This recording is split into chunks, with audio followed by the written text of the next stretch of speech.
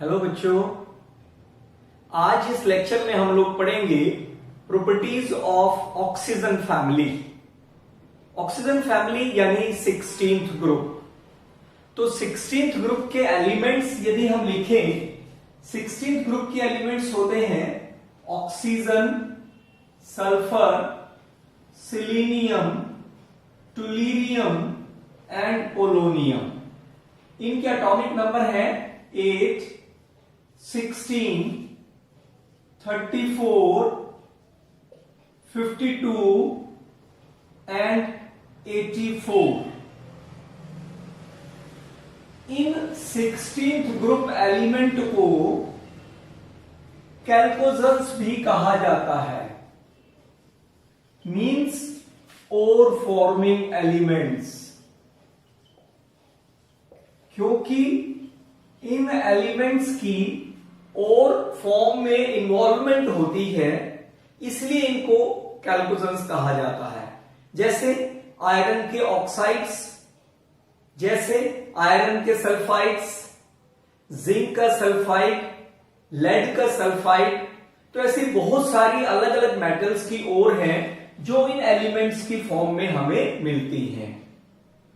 यदि हम इनकी इलेक्ट्रॉनिक कॉन्फ़िगरेशन की बात करें तो ऑक्सीजन की कॉन्फ़िगरेशन है, नोबल गैस कोर की फॉर्म में यदि लिखें तो 2s2 एंड 2p4।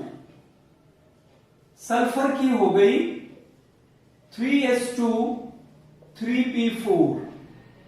सिलीनियम की ऑर्गन, देन 4s2 3d10, जिसको मैं यहां लिख रहा हूं ताकि मैं आउटर कॉन्फ़िगरेशन को एक साथ दिखा सकूं, 4p4। देन टुलीरियम की क्रिप्टॉन 5s2 5p4 यानी 4d10। देन पोलोनियम की 6s2 एंड 6b4। सो यहां पर कितना आ जाएगा, 4f14 एंड 5d10। सो इस तरीके से यहां से देखने पर पता चल रहा है कि इन 16th ग्रुप एलिमेंट की जो आउटर इलेक्ट्रॉनिक कॉन्फ़िगरेशन होती है, outer electronic configuration is ns2 np4, यानी इनके वैलेंस शेल में 6 इलेक्ट्रॉन्स होते हैं। जो स्टेबल आउटर कॉन्फ़िगरेशन होती है उससे 2 इलेक्ट्रॉन कम। यदि अब इनकी हम एटॉमिक प्रॉपर्टीज की बात करें तो सबसे पहले हम प्रॉपर्टी लेते हैं एटॉमिक रेडियस। एटॉमिक रेडियाई की बात करें, यदि एक हम ग्रुप में चल रहे हैं, ग्रुप में जब हम टॉप टू बॉटम आते हैं तो एक एलिमेंट से नेक्स्ट पर जाने पर एक मेन शेल बढ़ रहा है। यहां पर देखते हैं, ये लास्ट शेल सेकंड है, ये लास्ट शेल थर्ड है, यहां लास्ट शेल फोर्थ है, यानी एक मेन शेल इंक्रीज कर रहा है। So down to group as one main shell increases, so atomic radius increases। और यदि एटॉमिक रेडियस इंक्रीज कर रहा है तो इसका मतलब एटॉमिक साइज इंक्रीज कर रहा है। यदि एक पीरियड में हम चलें तो इन 16th ग्रुप को हम 15th ग्रुप एलिमेंट से यदि कंपेयर करें, 15th ग्रुप एलिमेंट कौन से हैं, nitrogen, phosphorus, arsenic, antimony and bismuth. तो एक ग्रुप में, एक पीरियड में जब हम चलते हैं, इन ए पीरियड एक इलेक्ट्रॉन बढ़ता है but in the same main shell. परंतु जब हम एक एलिमेंट से नेक्स्ट पर जा रहे हैं तो न्यूक्लियर चार्ज इंक्रीज करता है, nuclear charge increases। Nuclear charge बढ़ रहा है मींस न्यूक्लियस पे चार्ज बढ़ रहा है, that is why it attract the outer electron more firmly towards itself. ज्यादा आउटर इलेक्ट्रॉन को ज्यादा पावर से अपनी ओर खींच लेगा, दैट इज व्हाई जो एटॉमिक रेडियाई होता है that is decreases in a period. That is why जो 16th ग्रुप एलिमेंट का साइज होता है वो उसके corresponding element of the 15th group से छोटा होता है, स्मॉल होता है। सेकेंड प्रॉपर्टी की हम बात करें, ionisation enthalpy.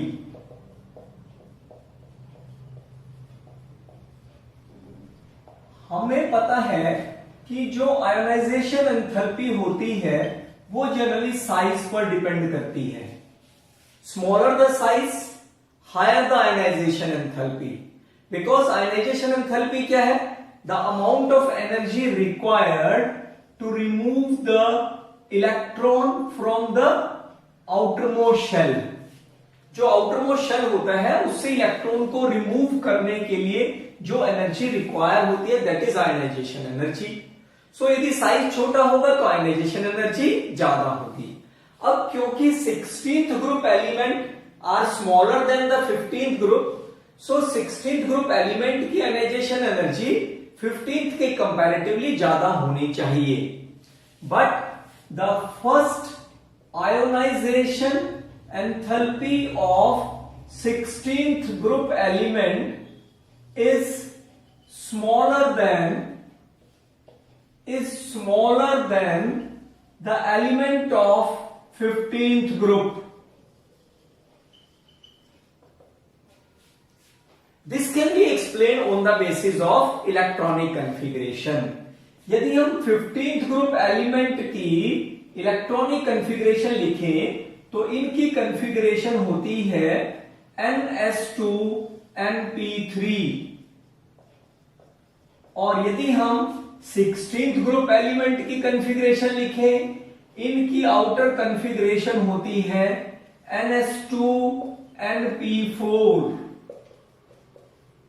Because 15th group element have the stable outer electronic configuration, exactly half filled है इसलिए सबसे ज्यादा स्टेबल है। That is why 15th group element के आउटर मोस्ट से इलेक्ट्रॉन को रिमूव करना डिफिकल्ट होगा, यानी ज्यादा एनर्जी रिक्वायर होगी।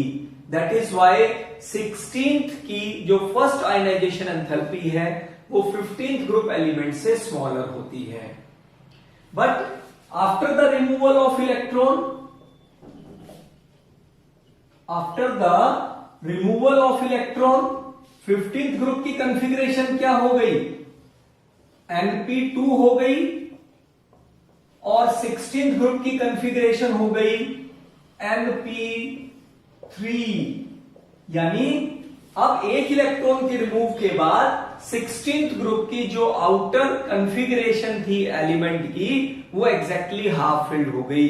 दैट इज वाई जो सेकंड आयोनाइजेशन एंथैल्पी होती है 16th ग्रुप एलिमेंट की वो 15th ग्रुप एलिमेंट से हाई होती है।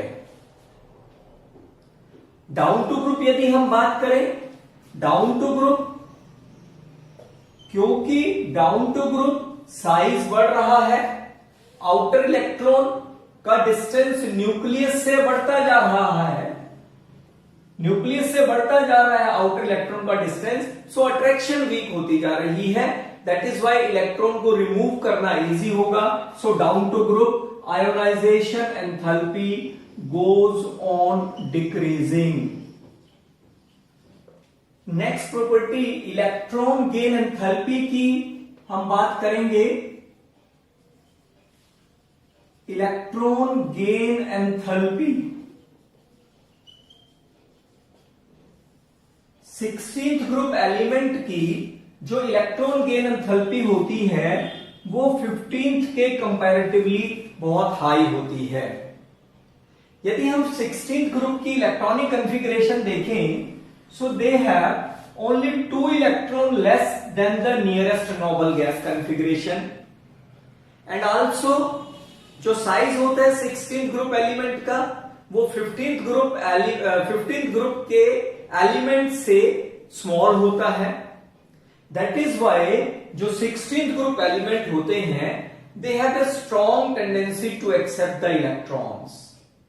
That is why जो 16th ग्रुप एलिमेंट की इलेक्ट्रॉन गेन एंथैल्पी होती है वो 15 से हाई होती है, और इनकी जो इलेक्ट्रॉन गेन एंथैल्पी होती है आफ्टर हैलोजेंस, यानी सबसे ज्यादा इलेक्ट्रॉन गेन एंथैल्पी हैलोजन की होती है और हैलोजन से कम ऑक्सीजन फैमिली एलिमेंट्स की होती है.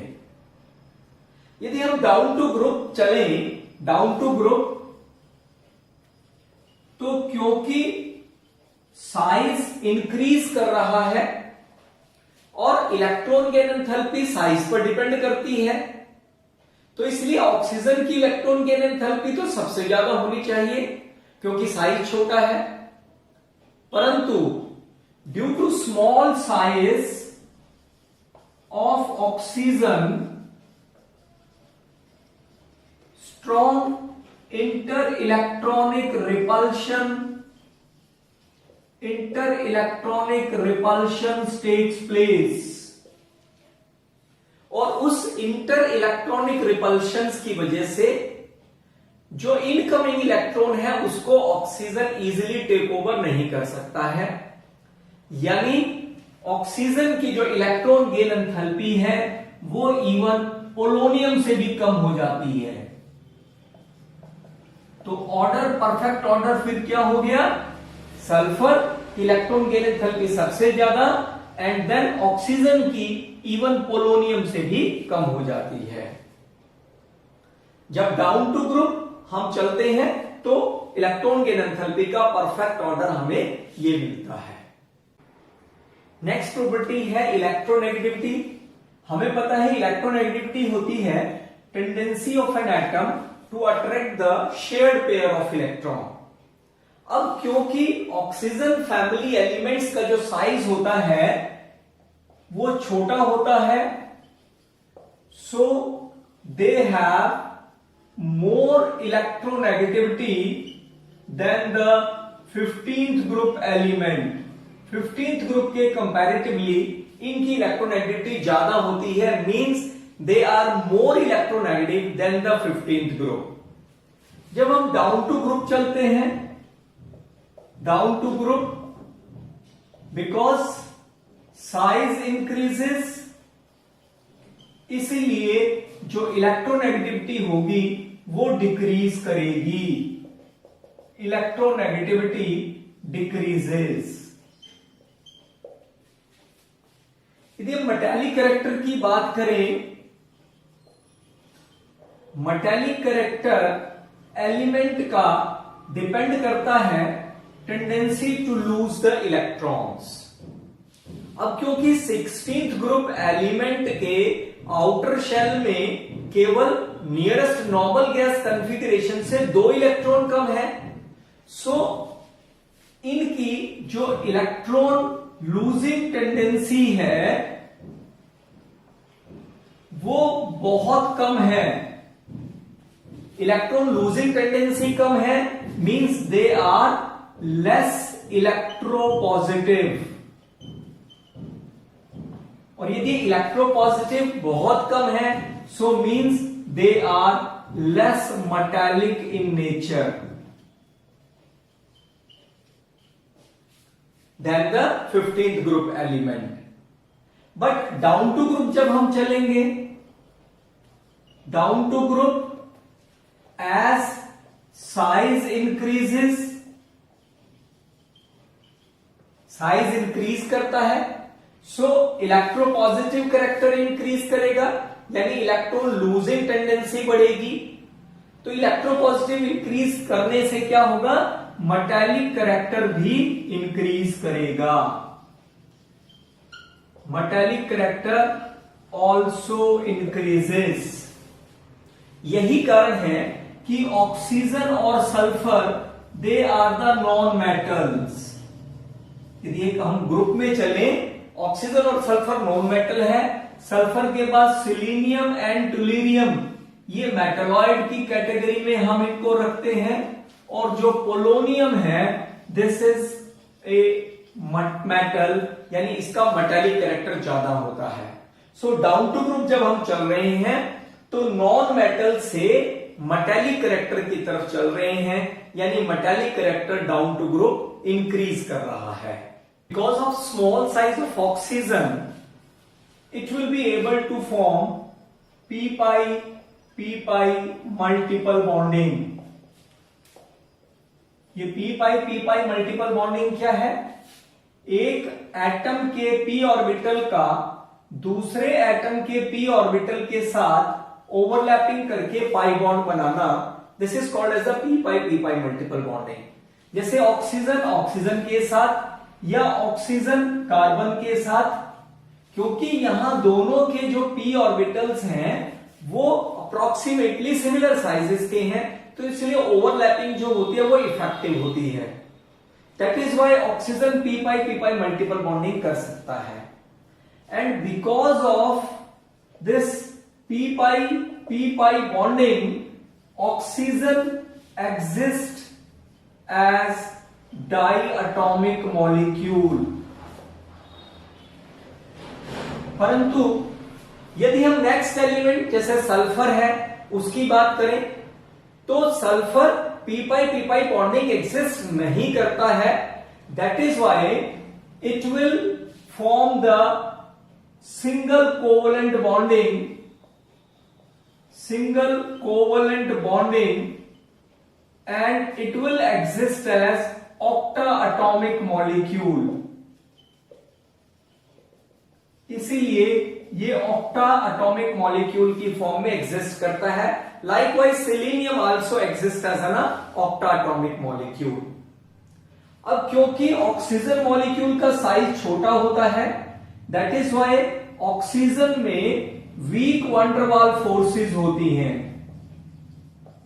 वीक वंडरवाल फोर्सेस होने की वजह से जो O2 है that will exist as gas. परंतु साइज बढ़ता है, यानी जब हम सल्फर पर आते हैं या सिलीनियम पर आते हैं तो साइज बढ़ता है, तो वंडरवाल फोर्सेस भी इंक्रीज करती हैं। दैट इज व्हाई जो सल्फर है it will exist as solid, ये सॉलिड स्टेट में एग्जिस्ट करता है। अब यदि हम मेल्टिंग पॉइंट की बात करें, मेल्टिंग एंड बॉइलिंग पॉइंट,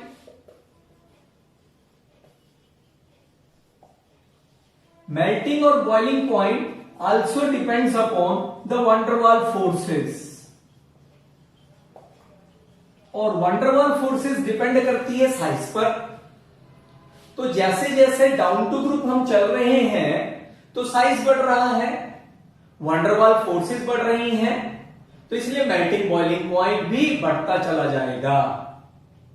परंतु जो पोलोनियम है, पोलोनियम का melting point is less than that of tellurium. परंतु पोलोनियम का जो मेल्टिंग पॉइंट होता है वो टुलीरियम से कम होता है। This can be easily understood by writing the electronic configuration of the polonium। Polonium जिसका एटॉमिक नंबर है 84 और इसकी आउटर कॉन्फ़िगरेशन होती है 6s2 4f14 then 5d10 and 6p4, यानी जो इंटरवीनिंग इलेक्ट्रॉन है वो है 4f14 और 5d10, और वो क्या करते हैं, पुअर स्क्रीनिंग इफेक्ट शो करते हैं। पुअर स्क्रीनिंग होने की वजह से exhibit the inert pair effect, और उस इनर्ट पेयर इफेक्ट की वजह से वीक वंडर वाल फोर्सेस होती हैं पोलोनियम के केस में। दैट इज व्हाई जो पोलोनियम का मेल्टिंग बॉइलिंग पॉइंट होता है वो कम होता है देन द टुलीरियम। हमने अभी पढ़ा था कि ऑक्सीजन स्मॉल साइज की वजह से ऑक्सीजन के साथ और कार्बन के साथ पी पाई मल्टीपल बॉन्डिंग करती है, क्योंकि इन दोनों का जो पी ऑर्बिटल का साइज है वो कंपेरेबल है, इसलिए ओवरलैपिंग इफेक्टिव होती है। परंतु ऑक्सीजन से जो नेक्स्ट एलिमेंट है सल्फर, इसका पी ऑर्बिटल और इस एलिमेंट के पी ऑर्बिटल के साइज में बहुत डिफरेंस आ जाता है, ओवरलैपिंग इफेक्टिव नहीं होती है, इसलिए सल्फर पी पाई बॉन्डिंग नहीं शो करता है।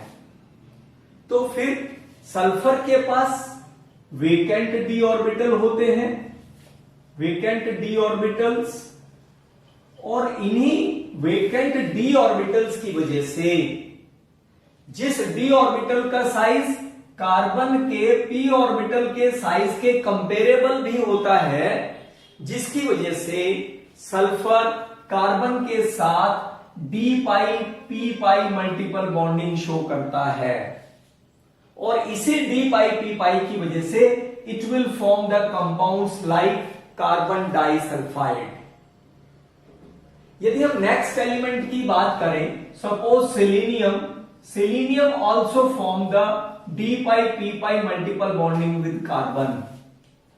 परंतु जैसे जैसे इस एलिमेंट का साइज बढ़ता जा रहा है, इसके डी ऑर्बिटल का साइज इंक्रीज करता जा रहा है।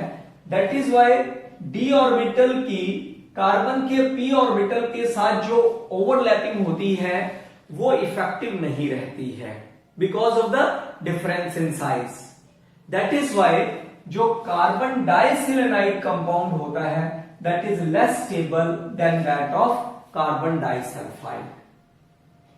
यदि अब हम नेक्स्ट प्रॉपर्टी कैटिनेशन की बात करें, कैटिनेशन हमें पता है, कैटिनेशन होता है self linking property. Self linking means एक एलिमेंट के एटम का अपने ही जैसे एटम के साथ मिलकर लॉन्ग चेन कंपाउंड बनाना, जैसे कार्बन कैटिनेशन शो करता है।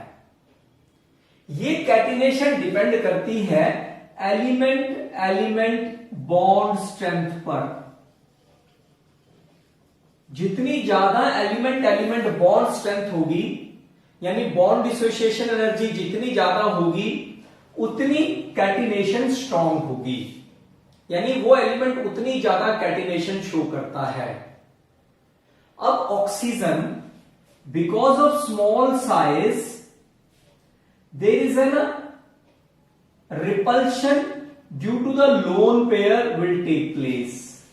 इन लोन पेयर की वजह से रिपल्शन होती है, जिसकी वजह से लो बॉन्ड डिसोसिएशन एनर्जी होती है।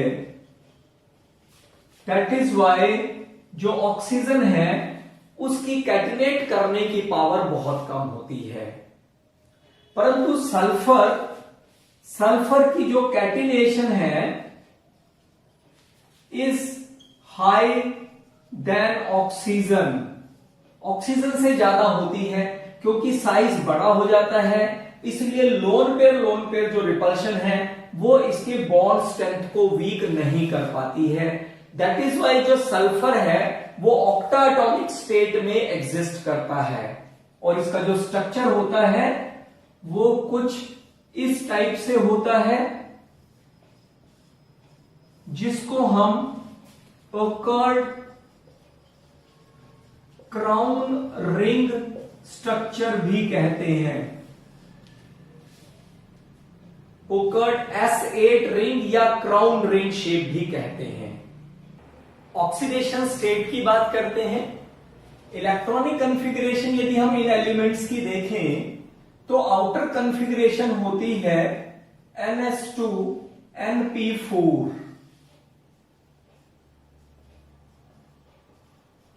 और क्योंकि इनके वैलेंस शेल में 6 इलेक्ट्रॉन है, दैट इज वाई जो ग्रुप ऑक्सीडेशन स्टेट है, group oxidation state that is 6,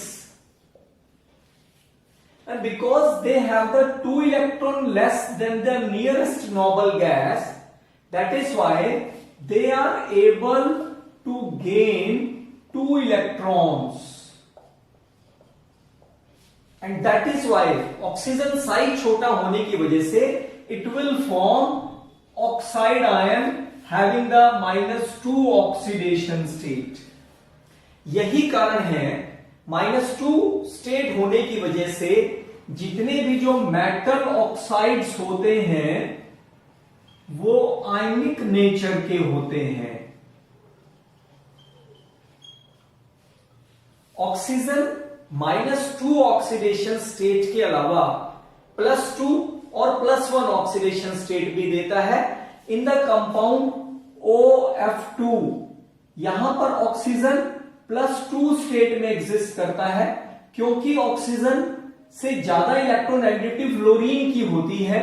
that is Y यहां पर ऑक्सीजन प्लस स्टेट में हो जाएगा और फ्लोरीन माइनस स्टेट में होगा। इसी तरीके से O2F2 में ऑक्सीजन +1 स्टेट में होता है।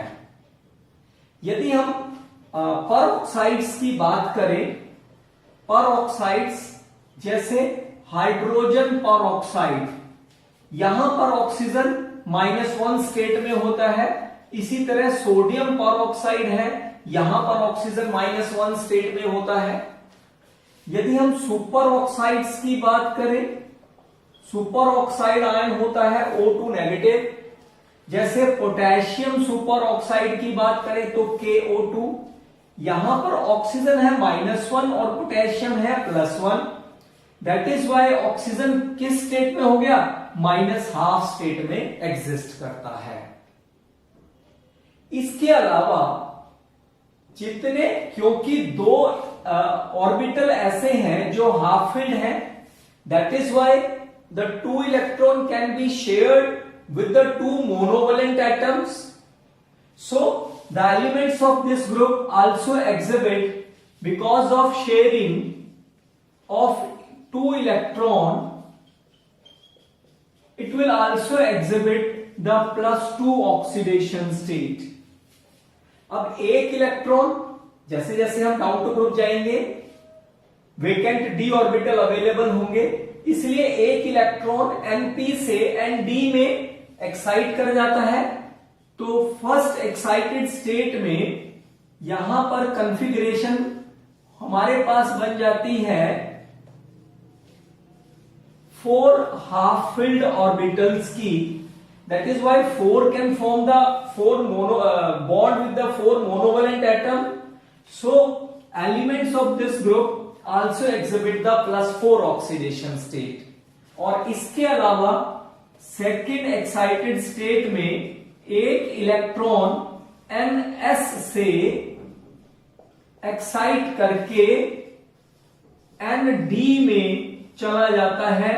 सो हाफ फिल्ड ऑर्बिटल हो गए 6 and so the elements of this group also exhibit the +6 oxidation state. But जैसे जैसे हम डाउन टू ग्रुप चलते हैं इनर्ट पेयर इफेक्ट बढ़ता है। ये हमने नाइट्रोजन फैमिली में डिटेल में एक्सप्लेन किया था।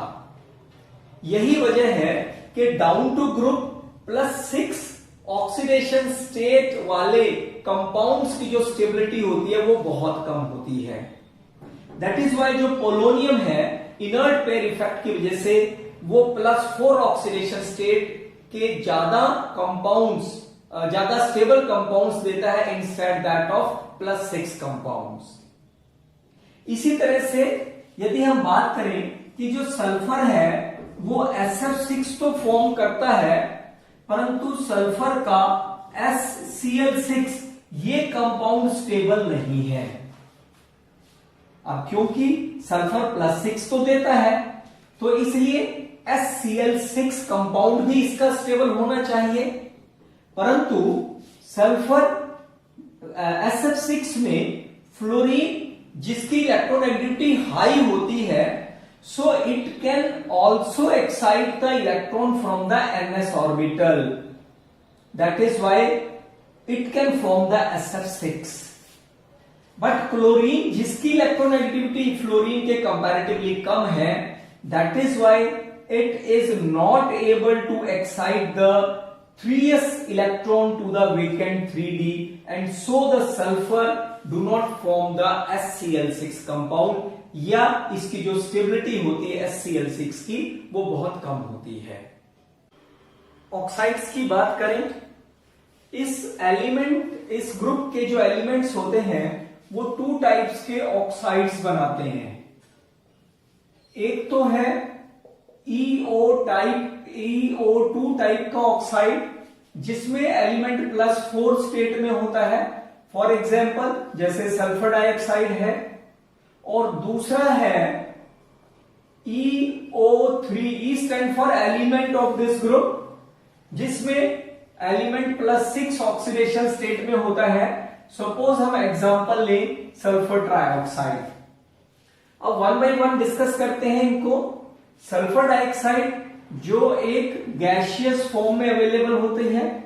Sulphur atomic number 16, configuration is, outer configuration is 3s2 and 3p4।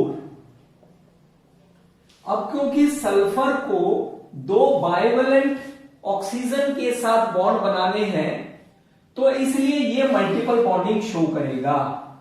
That is Y जितने बाइवेलेंट एटम हैं उससे डबल हाफ फिल्ड ऑर्बिटल्स हमारे पास होने चाहिए। तो यानी एक इलेक्ट्रॉन को हमें एक्साइट करना होगा 3p से वेकेंट 3d में।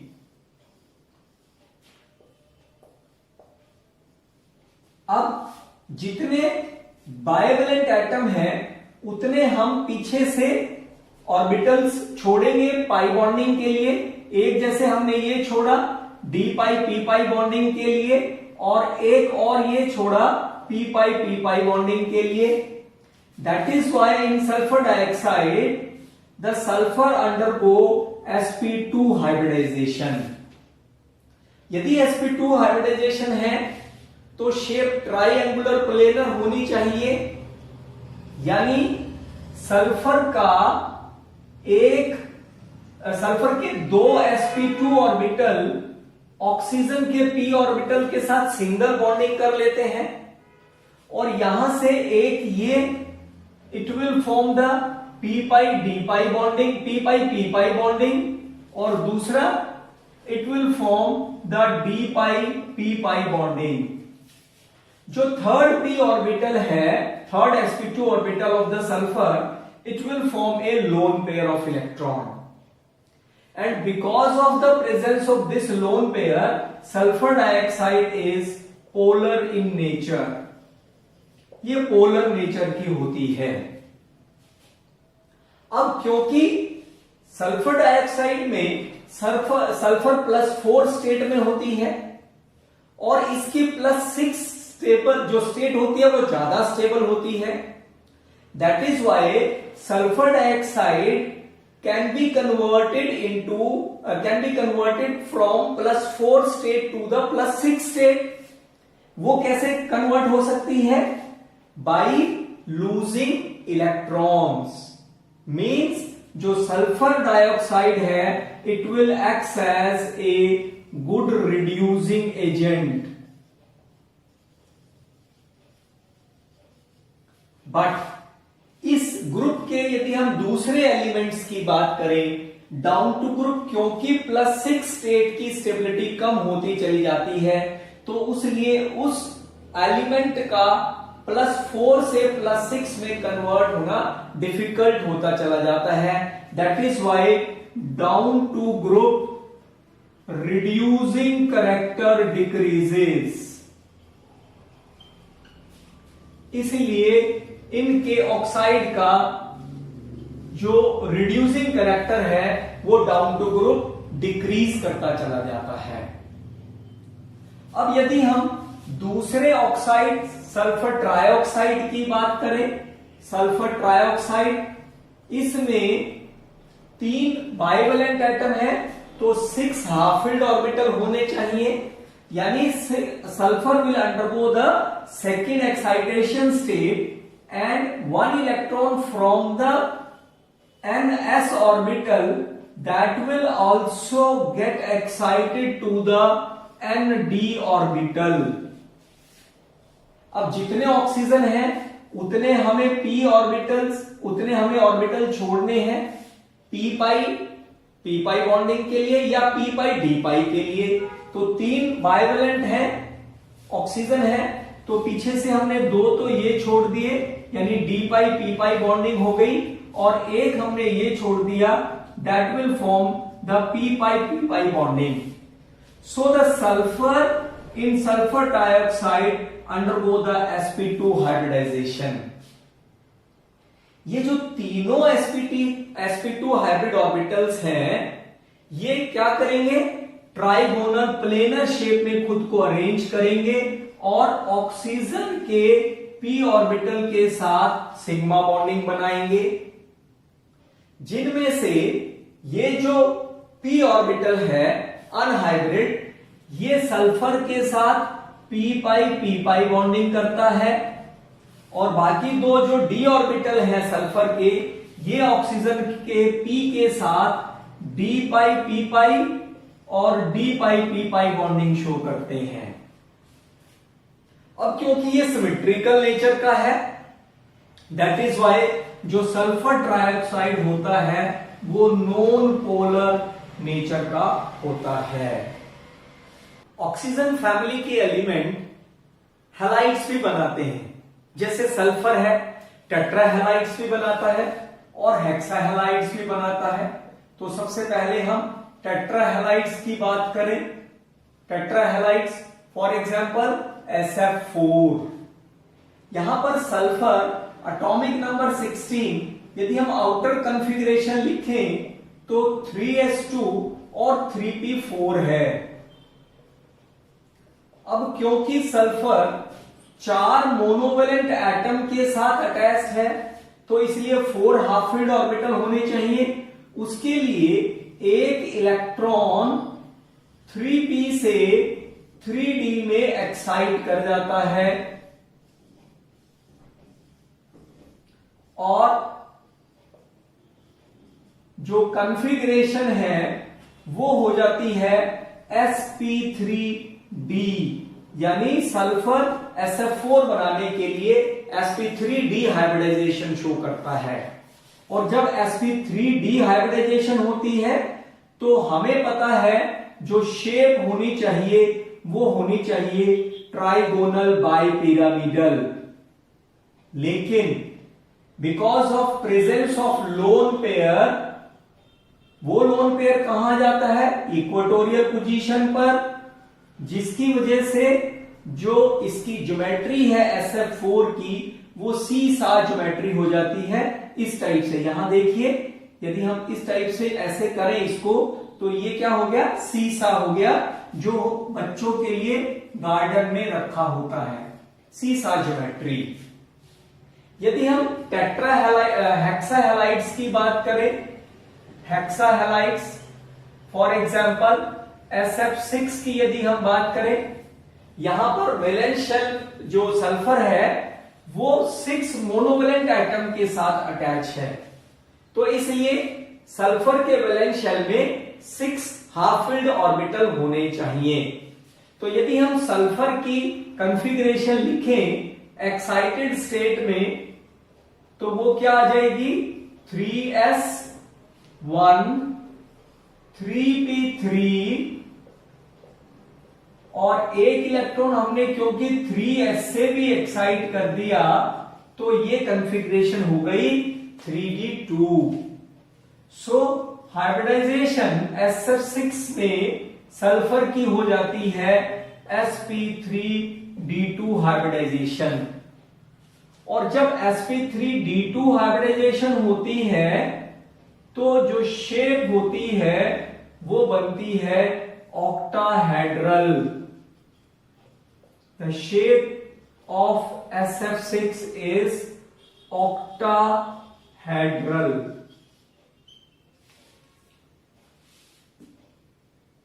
कई बार यहां से क्वेश्चन पूछा जाता है कि जो SF6 है it can not B hydrolysed.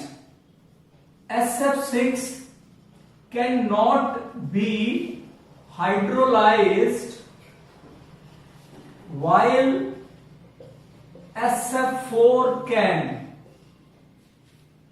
उसका रीजन क्या है, SF6 में सल्फर के सराउंडिंग 6 फ्लोरीन एटम्स हैं, सो दैट इज वाई जो वाटर मॉलिक्यूल है it can not be easily attacked on the sulphur, that is why जो SF6 है वो हाइड्रोलाइज नहीं हो पाता है, परंतु SF4 में ऐसा नहीं है, इसके सराउंडिंग में 4 फ्लोरीन एटम है, so it can be hydrolyse.